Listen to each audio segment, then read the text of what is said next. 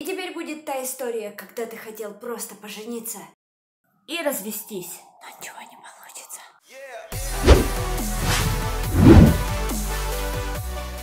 Любой поход в государственное учреждение – это большой квест. Первое, что я сделала по приезду в Украину, конечно же, пошла в ЗАГС. Там мы поженились, значит, там нас и должны развести. Не тут-то было. Мало того, что меня отсылали 3 раза. Первый раз – это был не тот день.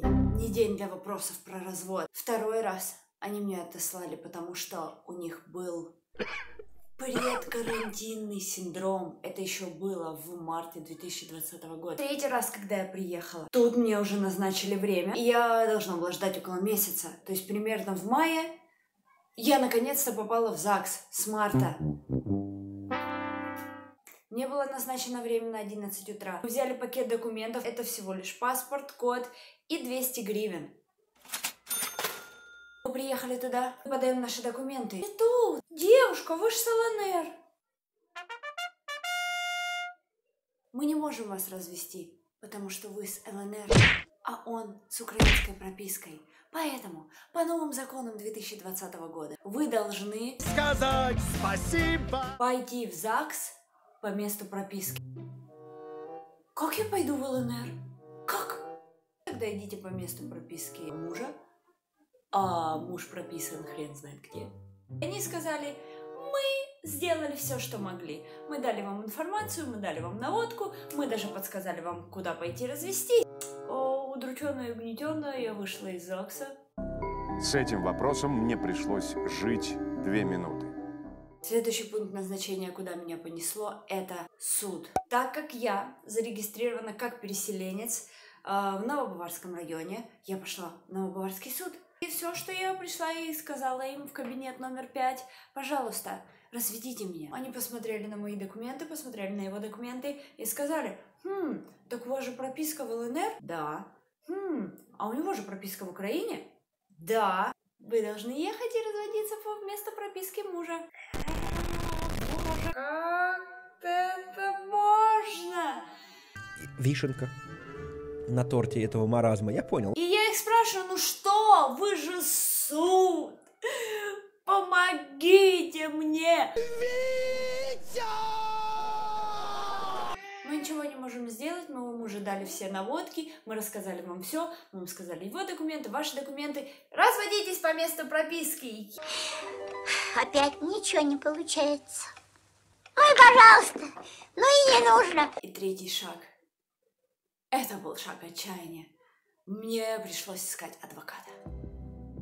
Адвоката найти не так просто. Адвокатов так много.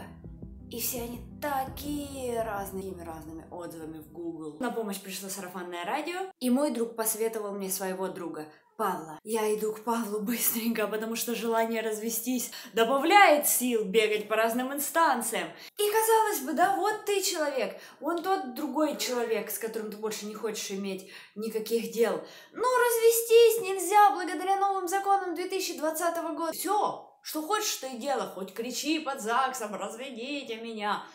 Ничего не получится. Нет, нет, нет, нет, нет, нет, нет, нет, нет, нет. Только по месту прописки. Если ты захотел, там, думаешь, приедешь в Одессу развестись в любом ЗАГСе, ага, сейчас, иди покупайся. Сейчас вот, ёпта, сейчас вот. И Павел, продумывая ходы отступления и наступления, выдал мне, он говорит, если ты не можешь подать заявление о разводе, он может. Он какой же молодец. Какие же планы я придумаю. Как ответчик, я имею право прийти сюда в суд по месту жительства. Оказалось, исковое заявление, если у вас есть знания об этом, вы можете его составить сами. Сначала нужно наименование суда, полные данные истца и ответчика, это фамилия, имя, паспорт, код, прописка и номер телефона и даже почта. Наименование иска. Обоснование иска. Назовите, пожалуйста, причины, по которым вы хотели бы развестись. I want my freedom! Какие-нибудь еще пожелания? I want my surname! Что-нибудь еще? That's all. с какого момента вы женаты, с какого момента вы не живете вместе, есть ли дети, есть ли там какое-то имущество и прочее. Какую фамилию вы хотите оставить? И моя фамилия была для меня что-то типа бренд, ну я же вот Карина, я же там вот. Меня все знают, а потом, когда я фамилию сменила, вообще не могли, люди пишут мне, а что такое, что это? Что происходит? Где я? Что вообще творится? Как все интересно! Указать о том, каков судебный сбор. Все-таки каков судебный сбор? 840 гривен.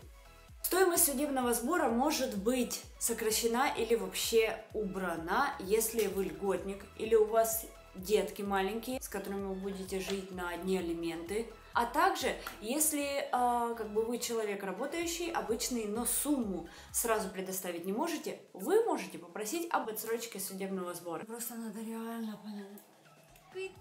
Весь пакет желанных документов собран. И вот, осталось только получить подписи от мужа, и чтобы муж отнес эти документы в ЗАГС. Если, кстати, ваш партнер не ставит вам палки в колеса, но вдруг он занят, что он не может выделить час времени отнести это в ЗАГС, он может отправить это все по почте. Документы были отнесены в суд. О чудо технологий! Пришла смс-ка. Мы получили пакет документов, и ваше слушание назначено на 27.07. Не помню уже точно этот счастливый день. Нам вынесли пакет документов на подпись. Мы его подписали, не заходя в кабинет судьи. Мы вообще судью не видели. Есть это судья или нет, она была или нет, никто не знает. Был только помощник. Было еще очень много парочек, которые собирались разводиться. Ну что ж, карантин уже закончился, сняли эту самоизоляцию. Надо делать какие-то динамические движения в жизни. И он нам сказал: приходите через месяц, решение суда будет готово. Бракоразводный процесс будет длиться примерно столько.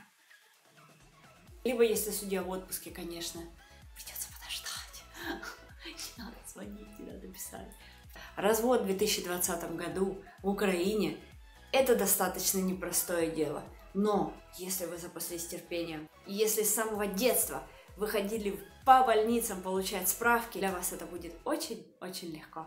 Всем удачи, счастливых отношений, счастливых разводов, ну и, конечно, счастливых свадеб с тем человеком, с которым даже не будет хотеться ругаться по пустякам. Спасибо большое за просмотр. Всем пока!